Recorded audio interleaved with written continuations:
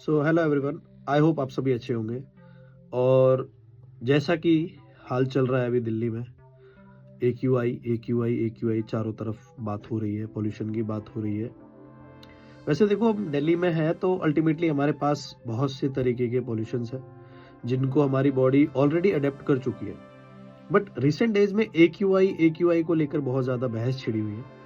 और मुझे लगता है कि शायद कुछ लोगों को ए क्यू आई के बारे में पता है, कुछ लोगों को ए क्यू आई के बारे में नहीं पता है। तो what actually A Q I stands for and what is A Q I, that I am going to tell you.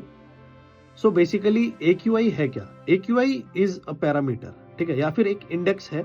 Index को आप ऐसे समझ सकते हो जैसे आप को कभी फीवर होता है और आप थर्मोमीटर से मेजर करते हो कि आपको फीवर कितना है, फ़ारेनहाइट में या सेल्सियस में या जो भी, ठीक है, जिस भी थर्मोमीटर से। तो उसी तरीके से एयर में कितना पार्टिकुलेट मैटर है ये जानना और उसका लेवल कितना है ये जानना ही ए क्यू आई कहलाता है। यानी कि उसका एक इंडेक्स होता है, एक तालिका होती है, एक टेबल होती है और उसका एक फिक्स पार्टिकुलेट मैटर का रेंज होता है। अगर उस रेंज को पार कर जाए वो पार्टिकुलेट मैटर, तो उसी को ए क्यू आई बोलते हैं। ए क्यू आई का कम होना या फिर ए क्यू आई का ज्यादा होना। अच्छा देखो, हमारी जो पृथ्वी है काइंड ऑफ अनियन शेप है, ठीक। इसके चारों तरफ जैसे एक संतरे के ऊपर उसका छिलका होता है, ऐसे ही एक एटमॉस्फेयर की लेयर होती है, ठीक। अभी जो एटमॉस्फेयर की लेयर होती है, इसी लेयर, ठीक है, बहुत सारे पार्टीशंस होते हैं जिसको हम अलग अलग नामों से जानते हैं। और कई सारी लेयर्स होती है इस एटमॉस्फेयर में, जैसे कि स्ट्रेटोस्फेयर, ट्रोपोस्फेयर, स्ट्रेटोस्फेयर, मीजोस्फेयर, ठीक है। तो अर्थ में जो ये लेयर होती है एटमॉस्फेयर, इसको और फर्दर अलग अलग सेपरेट तरीके से देखा जाता है और इसके कई हिस्से होते हैं, जैसे कि troposphere, stratosphere, mesosphere, thermosphere, exosphere और आयनोस्फेयर, ठीक है। अब क्योंकि जो हम हवा लेते हैं, जो हम सांस लेते हैं, तो हवा है एक मिक्सचर ऑफ गैसेस, ठीक है। यानी कि हवा में हम कोई पर्टिकुलर, अगर किसी को लगता है कि सिर्फ ऑक्सीजन ही लेते हैं, तो नहीं, ऐसा नहीं है। हवा में कई तरह की गैसेस और भी होती है। बेसिकली वी कैन से कि एयर जो है वो कंपाउंड्स ऑफ गैसेस है, यानी कि बहुत सारी गैसेस का मिक्सचर। और प्राइमरीली जो गैस हमारे एटमॉस्फेयर में पाई जाती है वो है नाइट्रोजन। नाइट्रोजन करीब करीब 78% होता है, ऑक्सीजन 21% होता है और बहुत कम मात्रा में CO2 होता है।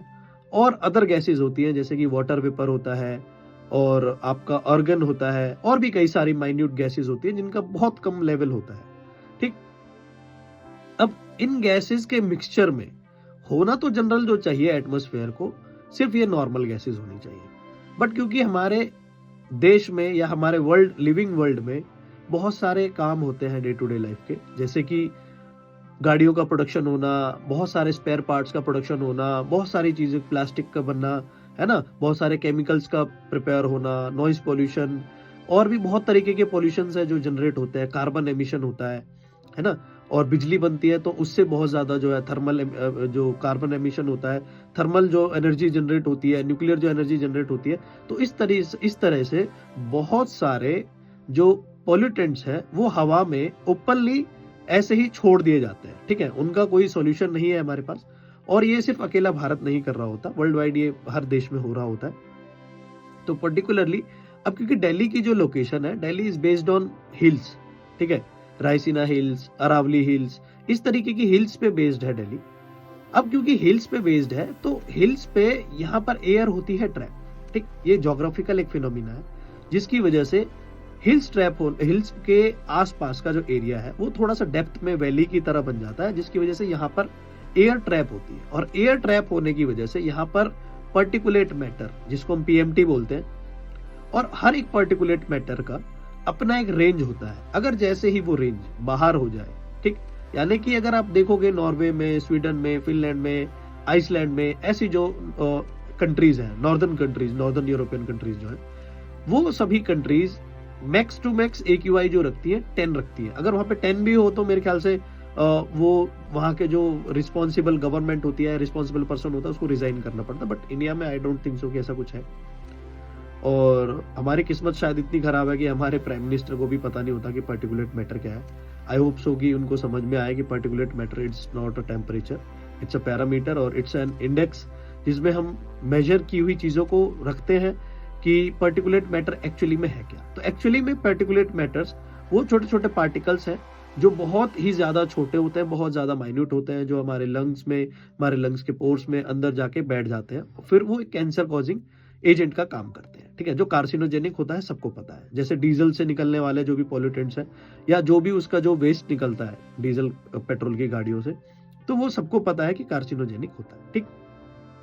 तो AQI बेसिकली जो है एक तरीके की टेबल है, एक तरीके का इंडेक्स है, जिसमें आप कह सकते हो कि एक पैरामीटर चेक किया जाता है और उस पैरामीटर पे जो AQI है, स्पेशली दिल्ली में, इट हैज क्रॉस्ड 1000, जिसको अगर हम 100 भी बोले तो वो भी बहुत ज्यादा है, ठीक। स्टिल हम मतलब 300-400 का AQI तो डेली फेस कर ही रहे हैं, ठीक है। अभी शायद लोगों को समझ में नहीं आ रहा है कि AQI से होता क्या है। ये लॉन्ग टर्म में लोगों को डैमेज करेगा और बहुत सी चीज़ें अभी शायद इनिशियली पता नहीं चलती बट बाद में इम्पैक्ट करेंगी।